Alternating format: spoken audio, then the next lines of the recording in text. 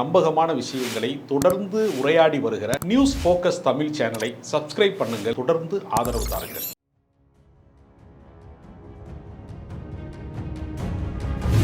உறவுக்காக, தேசத்துக்காக, நாட்டு விடுதலைக்காக எத்தனையோ விஷயத்திற்காக உயிர் தியாகம் பண்ணதை கேள்விப்பட்டிருக்கான். ஒரு மொழிக்காக உயிர் தியாகம் பண்ண இடம் இருக்கிறது தான் தமிழர்கள். ராஜஸ்தான்ல, மகாராஷ்டிரா எல்லாத்திலையுமே இங்க போட்ட திட்டங்கள், நல திட்டங்களை அப்படியே காப்பி பேஸ்ட் பண்ணி தான் ஜெயிச்சாங்க. இப்ப மொழி கொள்கையையும் அவங்க பின்பற்றாங்கன்னா பிற மாநிலங்களுக்கு வழிகாட்டக்கூடிய இடத்துல குஜராத் மாடல் இல்லை, திராவிட மாடல் தான் இருக்கு. எனக்கு மூன்றாவது மொழி தேவையா தேவையில்லையா? எனக்கு இந்த உலகத்தில் இருக்கக்கூடிய எல்லா அறிவியல் கண்டுபிடிப்போம், உலகத்தில் நடக்கக்கூடிய அத்தனை மாற்றங்களையும் நான் ஆங்கிலத்தின் வழியாக அறிய முடியுமா? ஏதாவது மும்மொழி திட்டங்கிறான்ல, நான் எதுக்கு அதெல்லாம் படிக்கணும்?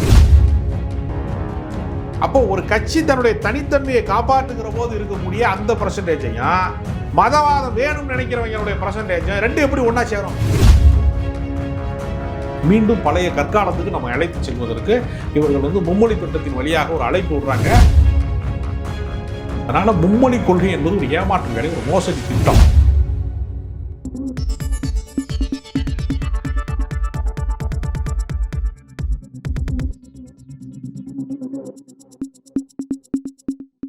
வணக்கம் சார். வணக்கம். மொழி சார்ந்த சிக்கல் பெரிய பிரச்சனையாக போயிட்டு இருக்கு. மகாராஷ்டிராவில் பார்த்தீங்கன்னா இந்த மும்மொழி விஷயத்தில் இந்தி கட்டாயம் இல்லைன்னு சொல்லிட்டு பாஜக சிஎம்ஏ சொல்கிறாரு, அதை நாங்கள் வலியுறுத்தவே இல்லை அப்படின்ற மாதிரியான விஷயத்துக்கு பேக் அடிக்கிறாங்க. இப்போ இதெல்லாம் எப்படி நீங்கள் 26 எலெக்ஷன் தமிழ்நாட்டில் அந்த அரசியல் இங்கே எப்படி பிரதிபலிக்குன்னு பார்க்குறீங்க?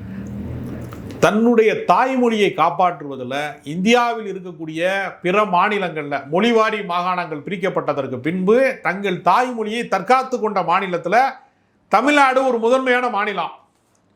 உறவுக்காக, தேசத்துக்காக, நாட்டு விடுதலைக்காக எத்தனையோ விஷயத்திற்காக உயிர் தியாகம் பண்ணதை கேள்விப்பட்டிருக்கான். ஒரு மொழிக்காக உயிர் தியாகம் பண்ண இனம் இருக்கிறது தான் தமிழகம் தான். இன்னைக்கு மராத்திய மொழி காணாமல் போகிறது.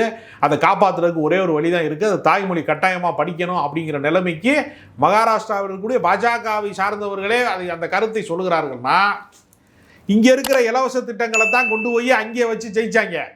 ராஜஸ்தானில், மகாராஷ்டிரா எல்லாத்திலையுமே இங்கே போட்ட திட்டங்கள், நல திட்டங்களை அப்படியே காப்பி பேஸ்ட் பண்ணி தான் ஜெயிச்சாங்க. இப்போ மொழி கொள்கையையும் அவங்க பின்பற்றாங்கன்னா பிற மாநிலங்களுக்கு வழிகாட்டக்கூடிய இடத்துல குஜராத் மாடல் இல்லை, திராவிட மாடல் தான் இருக்குது அப்படிங்கிறத அவங்க கட்சிக்காரங்க ஒப்புக்கொள்றாங்கன்னு தான் அர்த்தம். அதனால் வேறு வழி இல்லை. தாய்மொழியை காப்பாற்றுறோம்னா தமிழ்நாட்டை பார், இது ஒன்று தான் வழி, வேறு எந்த வழியும் இல்லை. ஆனால் இப்போ தேசிய கல்விக் கொள்கையில் இப்போ நாங்கள் அதை திணிக்கலை, இந்திய திணிக்கலைன்னு சொல்லி தேவேந்திர பட்டமே சொல்கிறாரு. ஆனால் தேசிய கல்விக் கொள்கை 3 மொழி பேட்டர்ன் தானே, இந்தியும் கொண்டு வரக்கூடிய இந்த மும்மொழி பேட்டர்ன் தானே. அந்த மும்மொழி பேட்டர்னில் எங்களுக்கு விதிவிலக்கு அப்படின்ற இடத்த தேவேந்திர பட்டம் சொல்கிறாருன்னா அதை டெல்லி பாஜக ஏற்றுக்குவான்னு ஸ்டாலின் கேட்குறாரு. அதை எப்படி நீங்கள்? இல்லை, அதாவது என்னென்னா, மூன்றாவது மொழி என்றது என்ன அவசியம் இருக்கிறதுங்கிறது தான் தேவை. இப்போ நான் கடுமையான குளிர்காலம் இருக்குது, அப்போ நான் என்ன உடை உடுத்தணும், கடுமையான கோடை காலம் இருக்குது, என்ன உடை உடுத்தணும் அப்படிங்கிறத அந்த சீதோசன நிலை தானே தீர்மானிக்கிறது. எந்த காலகட்டத்தை தீர்மானிக்க முடிகிறது. அப்போ எனக்கு மூன்றாவது மொழி தேவையா தேவையில்லையா? எனக்கு இந்த உலகத்தில் இருக்கக்கூடிய எல்லா அறிவியல் கண்டுபிடிப்போம், உலகத்தில் நடக்கக்கூடிய அத்தனை மாற்றங்களையும் நான் ஆங்கிலத்தின் வழியாக அறிய முடியுமா? இல்லை ஒடிஷா மொழியில் அறிய முடியுமா? மராத்தி மொழியில் அறிய முடியுமா? இந்தி மொழி, ஏதாவது மும்மொழி திட்டங்கிறான்ல, நான் எதுக்கு அதெல்லாம் படிக்கணும்?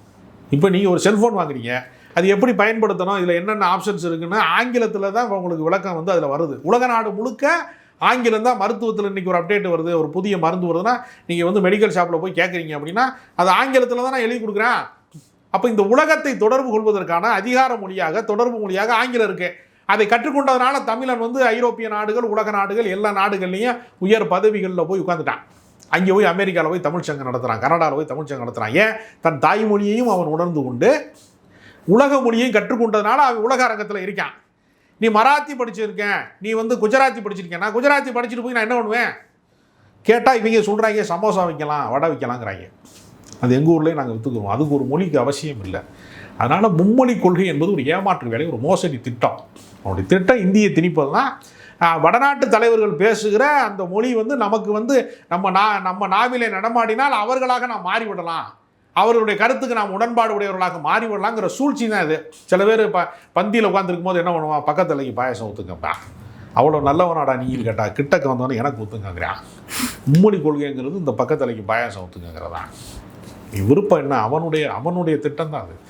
அவன் இந்தியை திணிப்பதற்கு ஒரு வாய்ப்பாக பயன்படுத்தி கொள்வான்.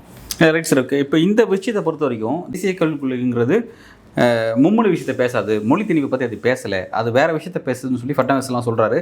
தமிழ்நாடு அதை சரியாக புரிஞ்சுக்கலன்னு ஒரு விளக்கத்தை கொடுக்குறாரு. ஸ்டாலினுக்கு அவர் கொடுக்குறாரு, புரிஞ்சுக்கலன்னு கொடுக்குறாரு. இப்போ என்னென்னா, இப்போ இதுதான் சரியான விஷயம், என்இபி அதாவது தேசிய கல்விக் கொள்கை தான் இந்தியா முழுக்கும் சரியான விஷயம், மும்மொழி தான் சரியான விஷயம்னு சொல்லக்கூடிய பாஜக அவங்க ஆளக்கூடிய பகுதியிலே அதெல்லாம் அவங்கள அமல்படுத்த முடியல, அதில் பேக் அடிக்கிறாங்க அப்படின்னா இப்போ ஒட்டுமொத்த இந்தியாவுக்கும் அது எப்படி சக்ஸஸ் ஆகும்? அது அடுத்த கட்டமாக அதை என்ன பண்ண போகிறாங்க? அந்த அரசியலை எப்படி கொண்டு போகிறாங்க? மும்மொழி கொள்கை என்பது ஒரு தோற்றுப்போன ஒரு திட்டம். இன்றைக்கு இருக்கக்கூடிய நவீன உலகத்திற்கு, நவீன அறிவியல் உலகத்திற்கு அது எந்த வகையிலும் பொருத்தமற்றது என்பதை மகாராஷ்டிரா மக்களுடைய எதிர்ப்பின் வழியாக நம்ம புரிந்து கொள்ளலாம்.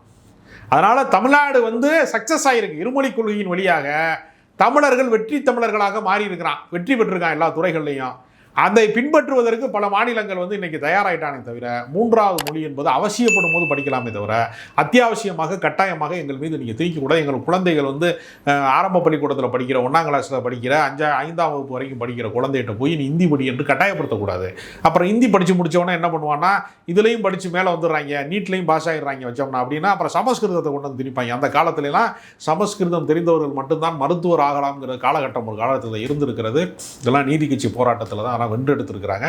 மீண்டும் பழைய கற்காலத்துக்கு நம்ம அழைத்து செல்வதற்கு இவர்கள் மும்மொழி திட்டத்தின் வழியாக ஒரு அழைப்பு விடுறாங்க. இந்த சூழ்ச்சியை தமிழ்நாட்டு மக்கள் முன்கூட்டி புரிந்து கொண்டார்கள். மராத்திய மக்கள் இப்போதான் விழித்துக் கொண்டிருக்கிறார்கள். Right sir. இப்போ இந்த இடத்துல பொறுத்த வரைக்கும் இப்போ டெல்லி அரசு ஒரு விஷயத்தை கொண்டு வராங்கன்னா அது மாநிலத்துக்கு பொருந்தலை அப்படின்னா மாநில பாஜக அதை எதிர்க்கிறாங்க, மற்ற மாநிலத்தில் எதிர்க்கிறாங்க. தமிழ்நாட்டில் மட்டும் அது தலைகீழாக இருக்குது. இங்கே மும்மொழி சரியானதுன்னு சொல்லி அண்ணாமலை பேசுகிறாங்க, பாஜக பேசுகிற எல்லாம் பேசுகிறாங்க.